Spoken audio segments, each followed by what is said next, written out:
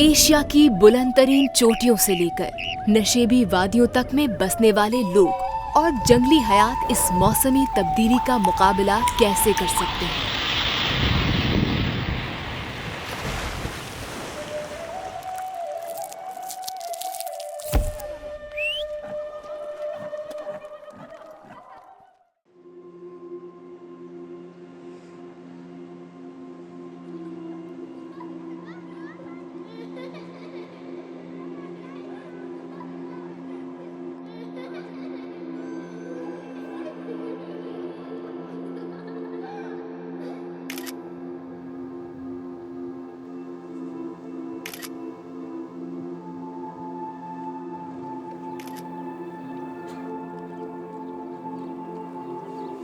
हमें इस ज़मीन से बहुत ज़्यादा मोहब्बत है। फोटोग्राफी का ये शौक़ मुझे दुनिया को देख के हुआ कि भाई अपने इलाके को प्रमोट करने के लिए एक ही यही रास्ता है कि फ़ोटोग्राफी के ज़रिए कि हमारा कल्चर ये है, हमारा ट्रेडिशन ये है, हमारा इलाका ये है। आम तस्वुर ये है कि गिलगित-बल्तिस्तान एक खूबसूरत इलाका है, लेकिन अमूमन ऐसा लगता है कि जैसे लोगों को इस जगह की सीधी खूबसूरती नज़र आती है। जो लोग यहाँ पर आते हैं, पिकनिक मनाकर चले जाते हैं। बहुत ही कम लोगों को ये पता होगा कि यहाँ के क्या मसाइल हैं।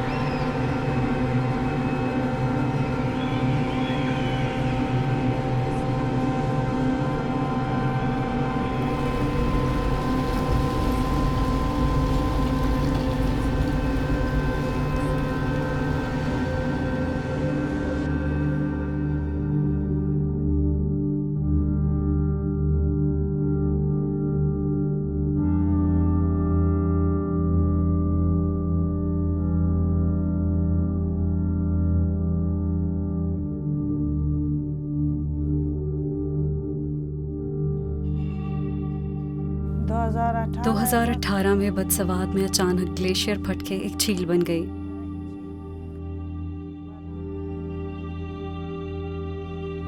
पहले हल्की हल्की बारिश हुई। दोपहर 4 बजे एक ऐसी आवाज आई जैसे कोई धमाका हुआ हो। उस धमाके के साथ एक काला धुआं फैलने लगा और साथ ही ग्लेशियर फट गया।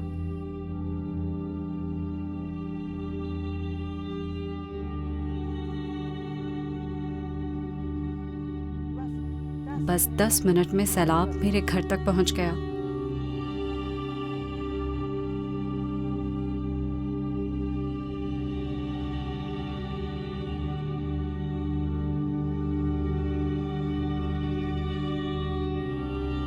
जब ये झील बनी तो सिर्फ बदसवात में ही 32 घर डूब गए। वहां एक स्कूल था, एक शाम का स्कूल था और सब मकानात डूब गए। मेरे साथ तो ऐसा हुआ कि मेरे घर का एक चम्मच तक भी नहीं बचाया जा सका।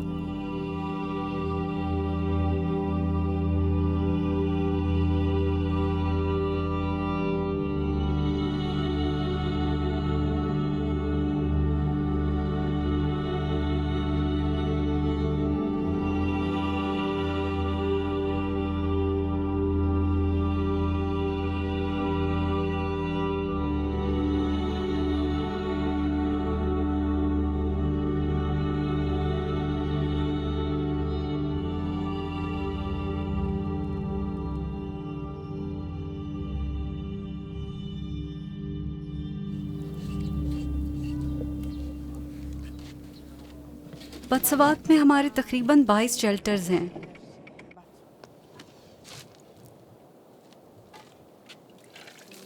ये शेल्टर्स तामीर करके हमें यहाँ बसाया गया। यहाँ मुश्किल ये है कि जगह बहुत तंग है।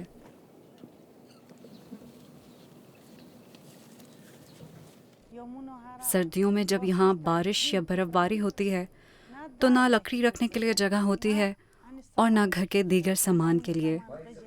अब ये इतना सारा सामान यहाँ ऐसे ही पड़ा हुआ है। हाँ, बस खुदा का इतना शुक्र है कि बस रहने के लिए थोड़ी सी जगह है।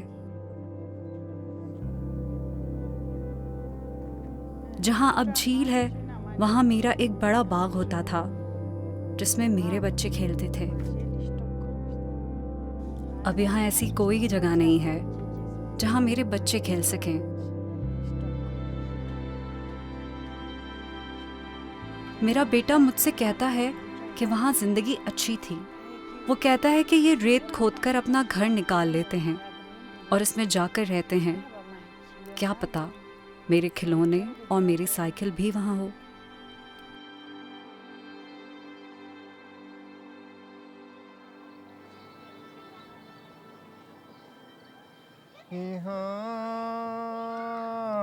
Yafiz etti darkute sifat Gillah yettin darkut miyabat Ja anan sham asyate yaba Hektila yacham tabutuniyat Tanay nay natanay nay Ja darkut damanamba मैं दरकुत में पैदा हुआ था। जब मैं 19 साल का था तो चेचक की बीमारी में अपनी बीनाई खो बैठा। इस वक्त भी दरकुत बहुत ही खूबसूरत था।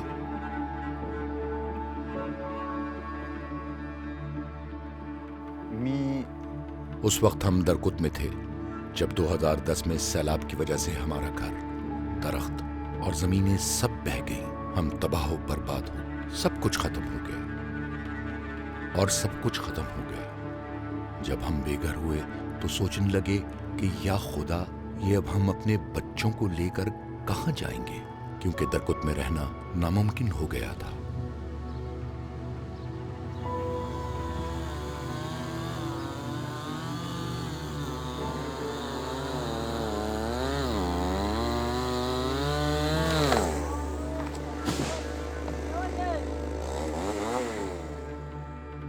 सैलाबों के ज्यादा आने की बड़ी वजह यह है कि इलाके में जंगल नाम की चीज खत्म हो चुकी है।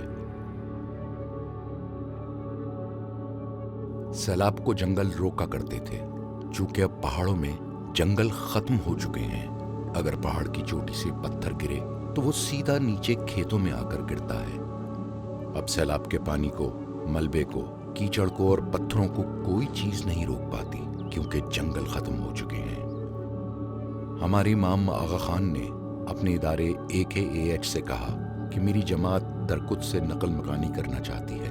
इनके लिए मौजू जगह का इंतखाब किया जाए। इस सिलसिले में हातून में सर्वे किया गया और इसको गिलगित बल्तिस्तान का सबसे महफूज मकाम करार दिया गया। फिर इमाम ने इदारे को ताकीद की कि यहाँ जमात के लिए घर तामीर किए जाएं। और फिर हम अपना सब कुछ बेचकर हातून आ गए।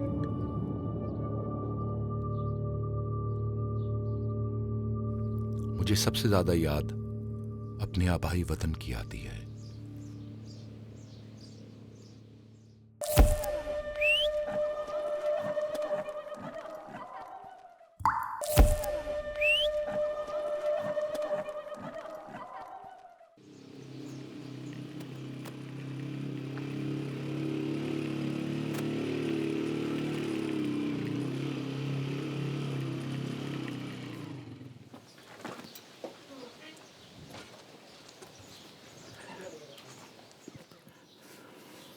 मैं यहाँ पे फर्स्ट एड में काम कर रहा हूँ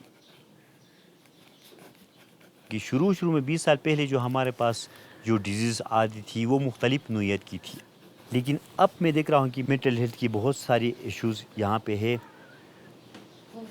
मैं सुबह 4 बजे तक सुकून की नींद सोती हूँ। 4 बजने के बाद ऐसा लगता है कि मेरी जान पर सितम हो रहा है।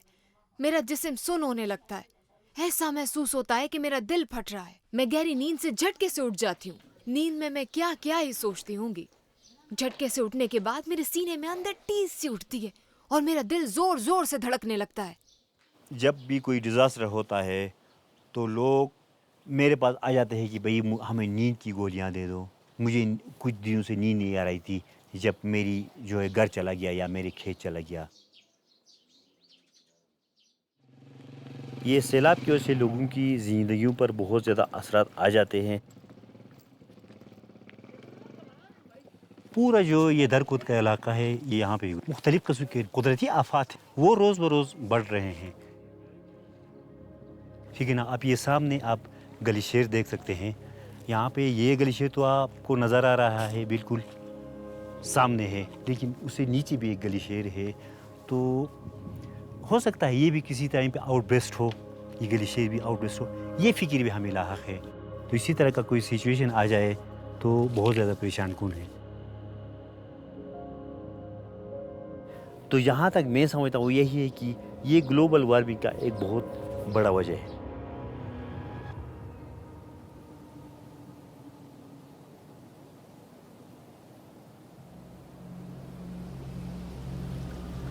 ہم اس ایریے میں 50 سالوں سے لے رہے ہیں.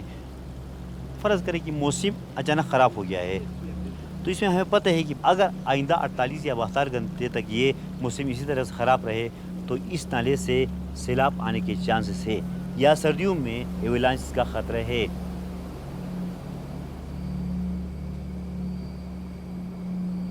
ایسی سچویشن میں ایک طرح سے کہ گاؤں کے جو نوجوان ہیں ان کو ایک طرح سے ایک ڈیوٹی دی ہوتی ہے, تو اس کو رات کو ٹارچ لے کے ایک رکھوالی کرنی پڑتی ہے کہ بھئی اگر وہاں سے راگ پھل ہو تو ہم گھر والوں کو بتا سکے, یا سیلاب آ رہا ہے یا اگر ایولانچ کا خطرہ ہو تو ہم گھر والوں کو بتا سکیں کہ بھئی آوازیں آنے لگی, آپ گھر سے باہر نکلیں.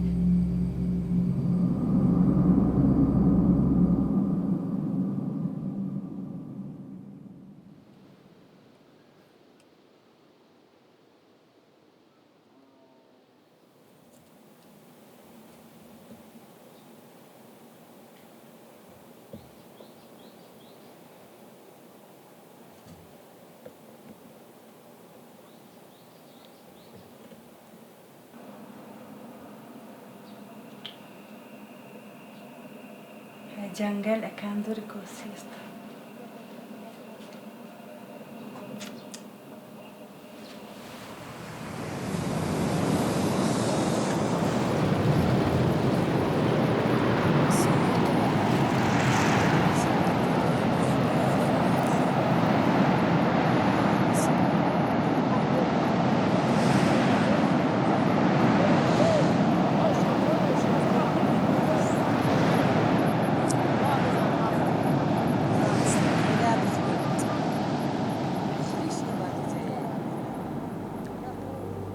یہاں ہمارے گھر ہیں.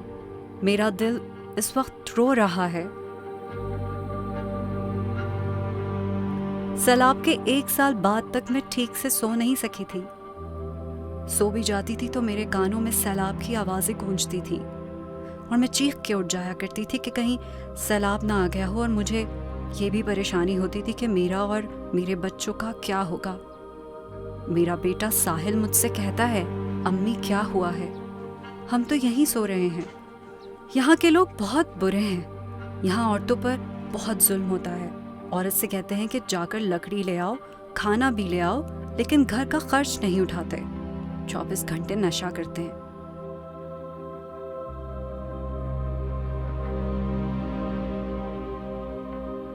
جب میں بہت بے سکون ہوتی ہوں اور نیند نہیں آتی تو ڈاکٹر مجھے دوا دیتے ہیں.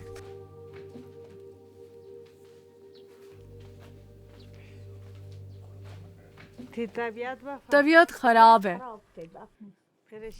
آپ پریشان تو نہیں ہیں؟ پریشانیاں تو بہت ہیں. آپ کے پاس دوا نہیں ہے؟ نہیں.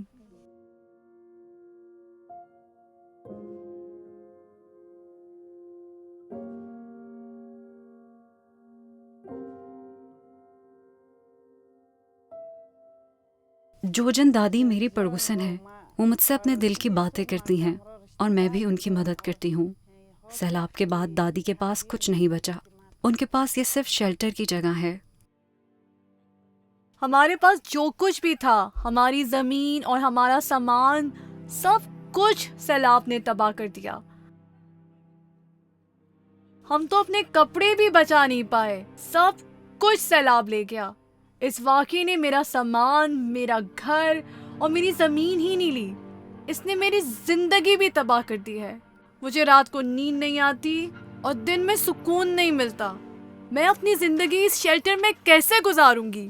نہ یہاں پانی ہے اور نہ یہاں کھانا ہے. ہم کہیں جا بھی نہیں سکتے، ہم اپنے مویشیوں کو چارہ بھی نہیں دے سکتے. یہاں کوئی ذریعہ معاش نہیں ہے.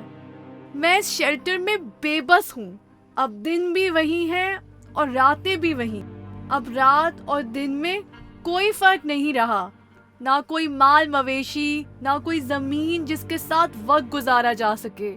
اب ہماری زندگی کتوں جیسی ہے. اس زندگی کو زندگی نہیں کہہ سکتے. ایک رات دادی آئیں اور کہنے لگیں، میری پیاری بہنوں، کوئی ایسی دوا دے دو کہ مجھے سکون مل جائے، نہیں تو میں اس جگہ مر جاؤں گی. اب بھلا میں ان کو کیا دوا دیتی؟ ڈر بھی لگتا تھا کہ اپنی مرضی سے کوئی دوا دے دوں اور خدا نخواستہ انہیں کچھ ہو جائے تو میری ذمہ داری ہوگی. پھر میں نے خدا کا نام لے کر انہیں 2 گولیاں دے دیں.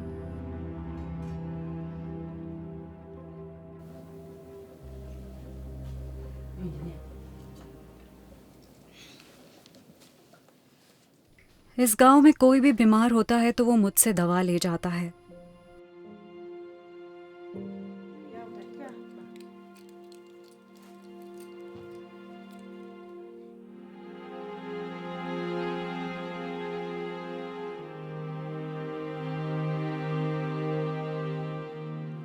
جب بھی مجھے موقع ملتا ہے تو میں چٹان میں جا کر جھیل کو دیکھتی ہوں. شاید ایک بار میرا گھر پانی میں سے نمودار ہو جائے اور میں اسے دیکھ سکوں.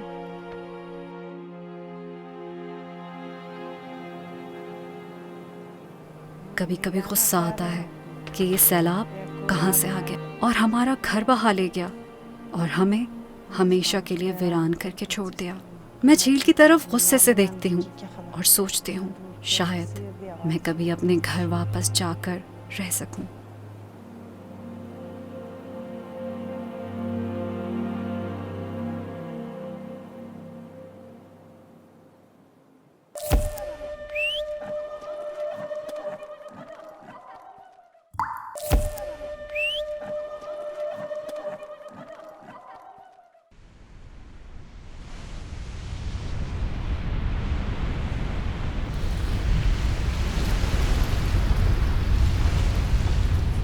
سیلاب زمین کو ہلا کر رکھ دیتا ہے.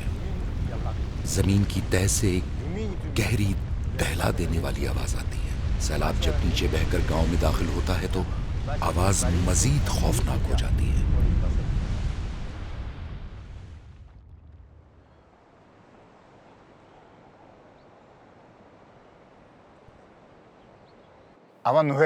ہم روتے ہوئے درکت سے نکلے. یہاں منتقل ہونے کا فیصلہ ایسا ہوا کہ ایک ادارے نے یہاں کچھ مکانات تعمیر کیے. ہم یہ سوچ کر خوش ہوئے کہ وہاں جا کر ہم اپنے لیے گھر بسائیں گے. وہاں ہمارے لیے اسکول، پارک، ہسپتال اور جماعت خانے بنانے کا وعدہ کیا گیا. اس وجہ سے ہم بہت سی امیدوں کے ساتھ یہاں منتقل ہوئے تھے. ہم یہاں منتقل تو ہو گئے لیکن یہاں آ کر شکست محسوس کر رہے ہیں. مر گئے تو دفن ہونے کے لیے قبر نہیں ہے، بچوں کے لیے اسکول نہیں ہے، بیمار کے لیے ہسپتال اور عبادت کے لیے جماعت خانہ نہیں ہے. ہمارا گزارا پیٹوں کی مزدوری پر ہوتا ہے. ہم یہاں ایسی حالت میں ہیں کہ آسمان دور ہے اور زمین سخت ہے. جب درکوت میں میری زمین تھی تو میں وہاں خود فصل کاشت کرتا تھا، کھیتوں کو پانی دیتا تھا اور یہ سب میرے لیے ورزش ہوتی تھی. جب سیلاب کی وجہ سے کاشتکاری ختم ہو گئی تو میں اپنے آپ کو بیکار محسوس کرنے لگا. میرے کرنے کے لیے کوئی کام نہیں رہا. اس سے میری صحت پر بہت برا فرق پڑا.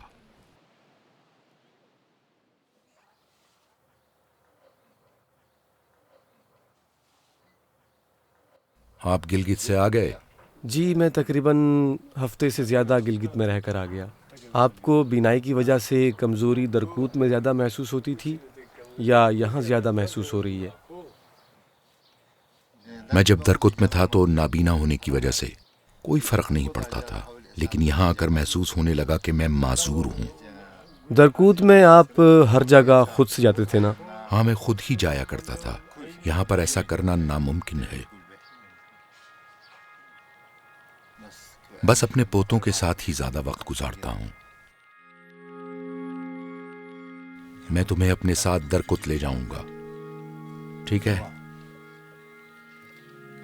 گاڑی میں جائیں گے اور شام کو واپس آ جائیں گے۔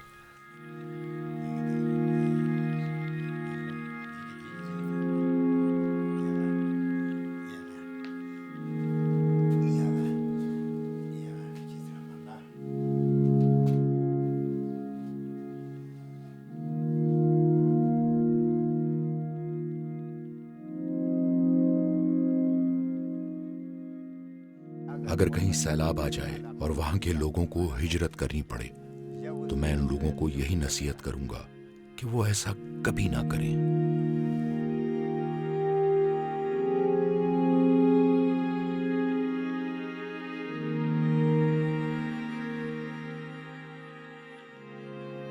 پچھلے سال اسی سیلاب نے آ کے ہماری فیملی کی ایک دکان تھی، وہ بھی اس نے بالکل منہدم کیا ہوا تھا۔ اس میں 5-6 لاکھ کی مال تھی، تو اس میں سے ہم 4 آنے کی کوئی مال بھی نہیں دکھا سکے۔ تو آپ خود اندازہ کر سکتے ہیں کہ ایک آدمی کی اس کی دل کی جو ایک حسرت ہوتی ہے اپنی جائیداد کو بچانے کے لیے، یا اس کے نقصان کے بعد جب اس کے دل پہ گزرتی ہے، تو یہ بہت زیادہ تکلیف دہ مرحلہ ہوتا ہے۔ مجھے بھی احساس ہوتا ہے کہ بھئی یہ کیا ہو رہا ہے، اس علاقے کے ساتھ کیا ہو رہا ہے، کیا کسی کی بد دعائی لگ گئی، کیا کچھ ہو گیا۔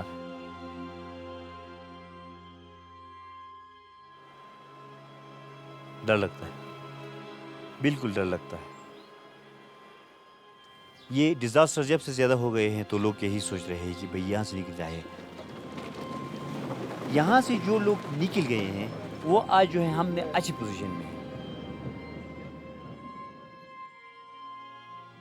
میں تو یہ کہتا ہوں کہ بھئی یہاں سے جانا چاہیے۔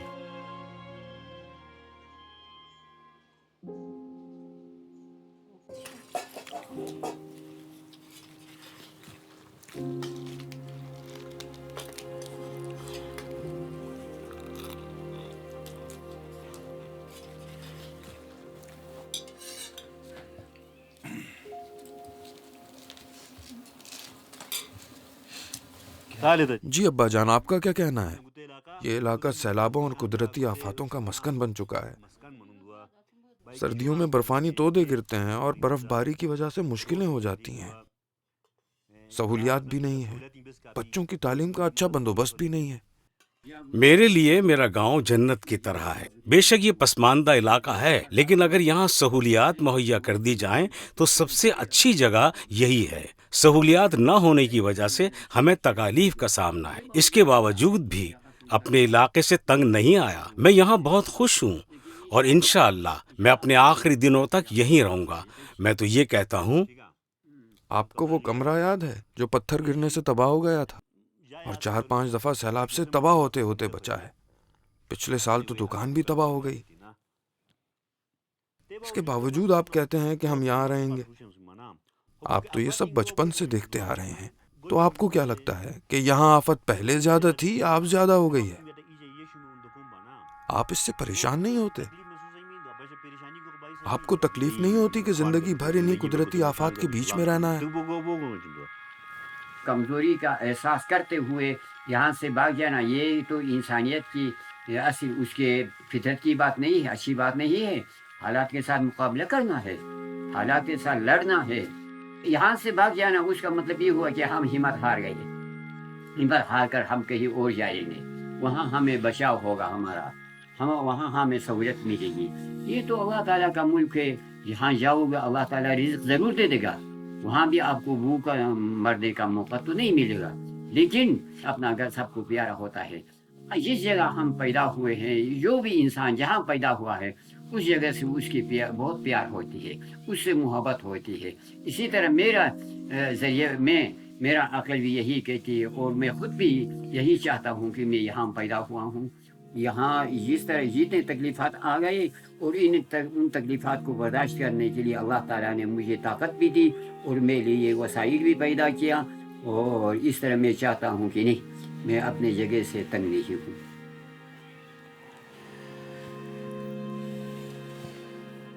सभी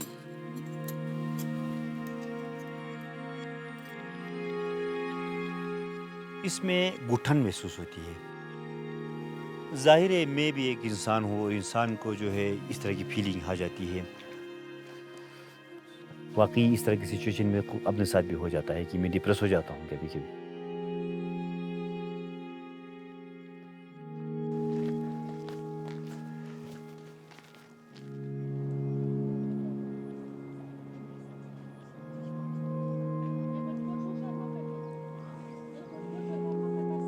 ये जो दो खबरें हैं ये एक माँ और एक बेटी की हैं जिन्होंने चट्टान से कूदकर खुदकुशी कर ली थी। इस गांव में औरतें भी नशा करती हैं। जब औरतें अपनी जिंदगी से बेजार आ जाती हैं तो अफीम खाकर खुदकुशी कर लेती हैं।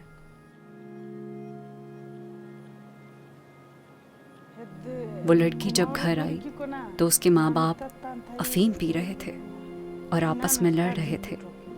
बेटी ने माँ से शिकवा किया कि आप लोग हमेशा एक दूसरे से क्यों लड़ रहे होते हैं? आपके साथ ऐसी जिंदगी गुजारने से बेहतर है कि मैं खुद को मार डालूं।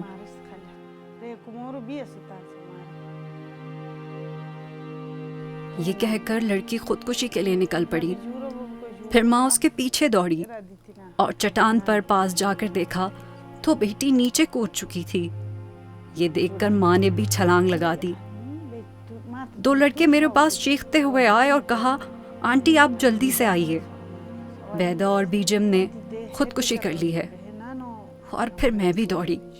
मैं जब वहां पहुंची तो देखा कि माँ में जान बाकी है लेकिन बेटी खत्म हो चुकी थी। लोग जमा होना शुरू हो गए। माँ नीचे जिंदा पड़ी थी लेकिन सारे मर्द चट्टान पर खड़े ये सब देख रहे थे।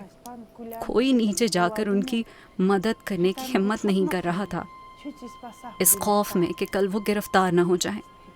अगर उसको जल्दी अस्पताल पहुंचाते तो उसकी जान बचाई जा सकती थी। अगले दिन दोनों को दफना दिया गया।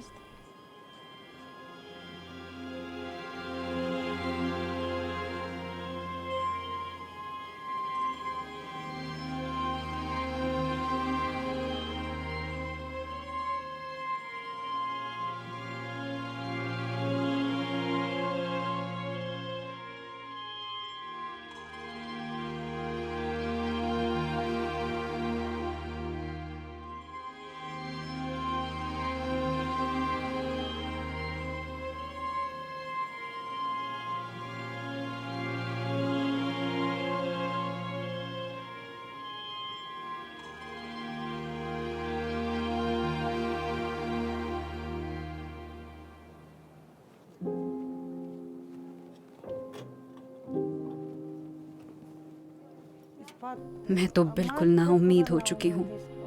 मुझे जब गुस्सा आता है तो मैं रोने लगती हूँ। हम अगर इन मसाइल पर बात भी करें तो सुनने वाला भी कोई नहीं है। मेरी खुदा से यही दुआ है कि मैं इस जगह से निकलकर कहीं और चली जाऊं ताकि मेरे बच्चों की जिंदगी अच्छी तरह गुजर सके।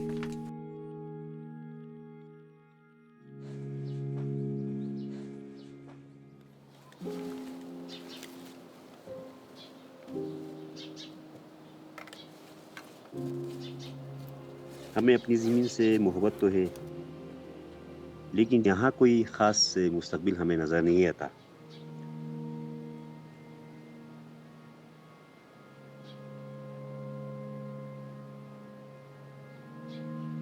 कभी कभी लगता है कि हमारी परेशानियाँ सुनने वाला कोई नहीं है। आखिर हम में अपने मसाइल किसको सुनाए, इसलिए गुस्सा भी आता है।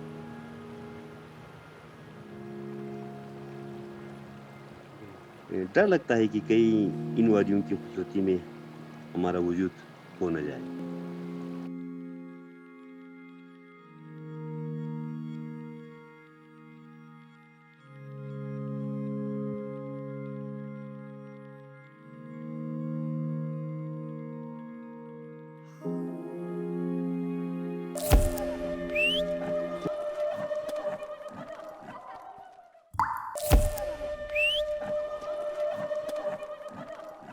وقفے سے پہلے آپ دیکھ رہے تھے بام عرض کی باز گشت، اور بام عرض کی باز گشت کا یہ جو سلسلہ ہے بہت ہی خوبصورت ہے. یہ جو کڑی تھی یہ تھی زمیں سخت آسمان دور.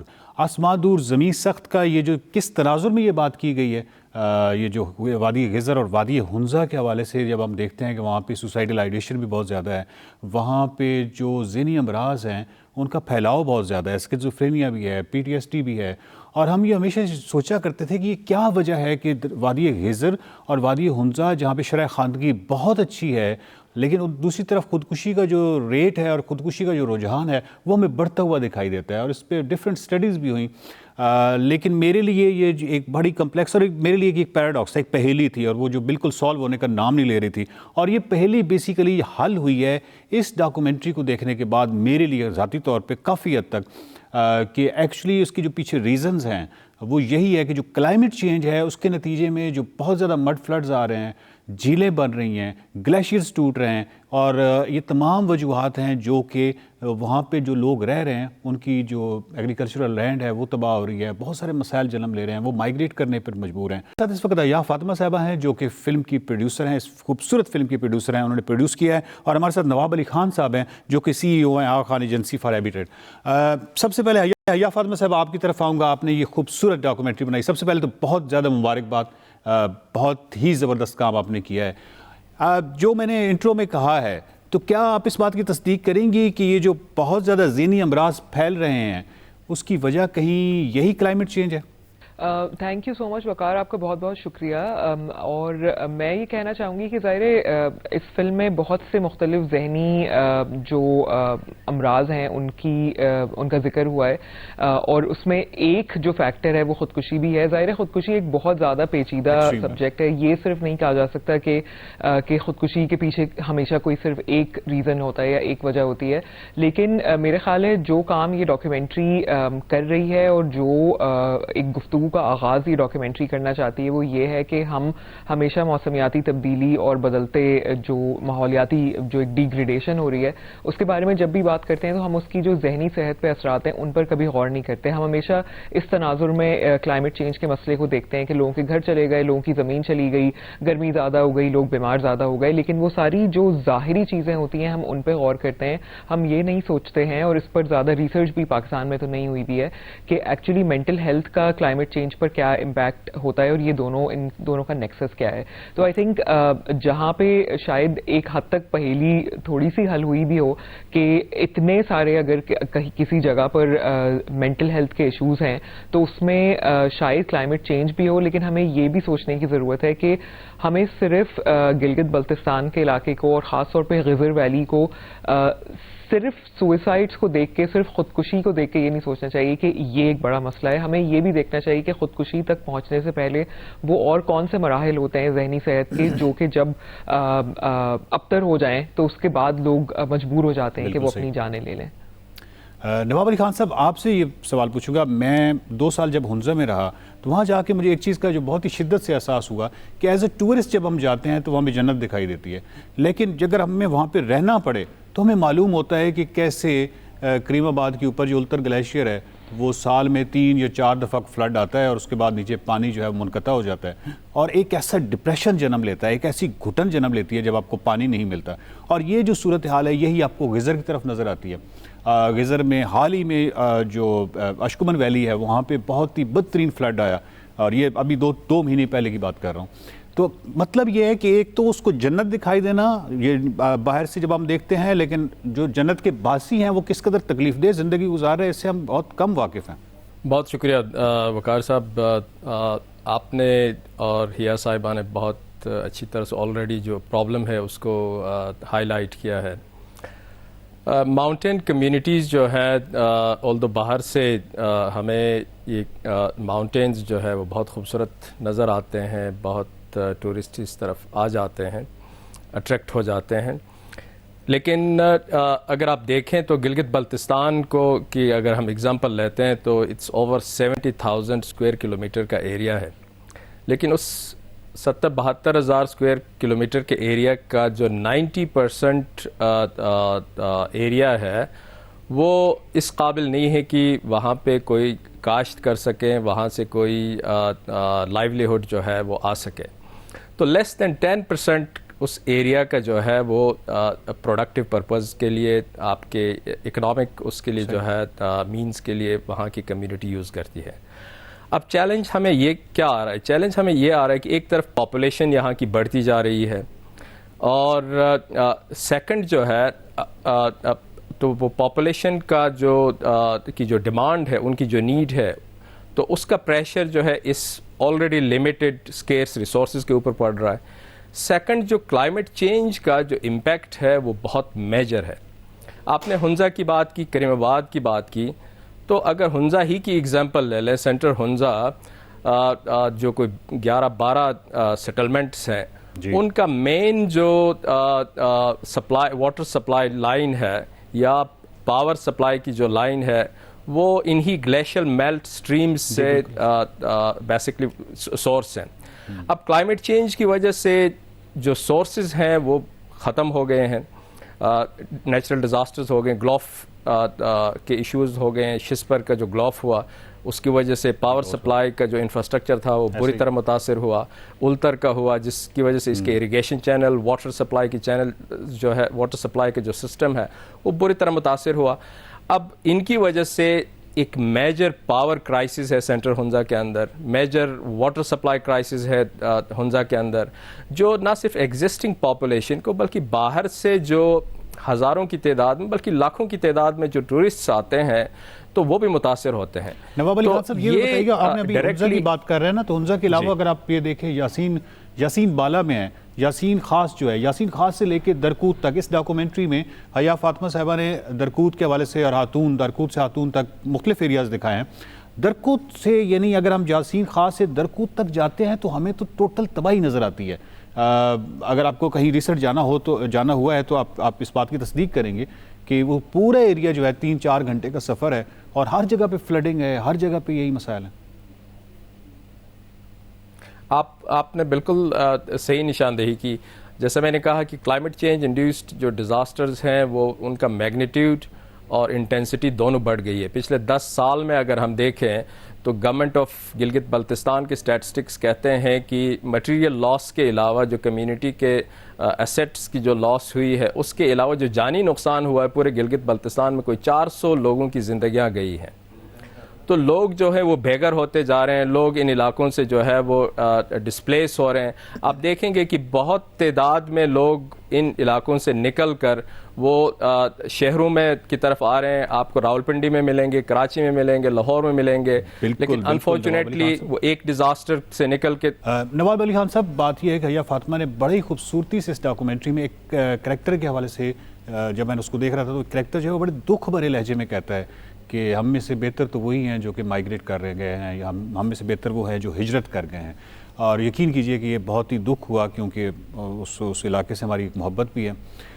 یہ بتائیے گا حیا فاطمہ صاحبہ کہ آپ نے غیزر کو زیادہ اس پہ فوکس کیا ہے, منتخب کیا ہے, اور ہم یہ دیکھتے ہیں کہ لینڈ کے حوالے سے, یہ ایگریکلچرل لینڈ کے حوالے سے, ادروائز ہم دیکھتے ہیں جب داسو میں جاتے ہیں یا ہنزا میں یا مختلف جگہوں پہ تو وہاں داس زیادہ ہیں, یعنی جو بنجر علاقے ہیں وہ بہت زیادہ ہیں. لیکن جب ہم اس سائڈ پہ دیکھتے ہیں تو یہاں پہ ہمیں بہت ہی زمین کی قدرے, یعنی اگر ہم کمپیریزن کریں دوسری وادیوں کے ساتھ تو غیزر میں ہمیں زمین کی فراوانی نظر آتی ہے, ہریالی نظر آتی ہے, اور تو یہاں پہ ہی شاید زیادہ تباہی بھی ہو رہی ہے اور انسان متاثر بھی ہو رہا ہے. تو غیزر کو منتخب کرنے کی وجہ سے زیادہ جو آپ کا فوکس غیزر ہے اس کی خاص وجہ تھی؟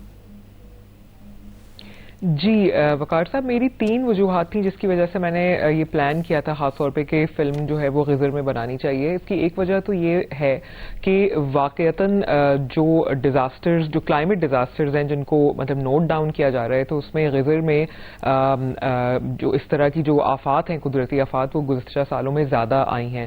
اور یہ HRCP نے بھی رپورٹ کیا ہے, human rights commission of Pakistan نے یہ آقا کی اپنی رپورٹس بھی کہتی ہیں. تو ظاہر ہے جہاں پر کسی چیز کی انٹینسٹی اور زیادہ ہو وہاں پر جانا ہی چاہیے, یہ ایتھیکل بھی ہے, یہ صحیح بات بھی ہے.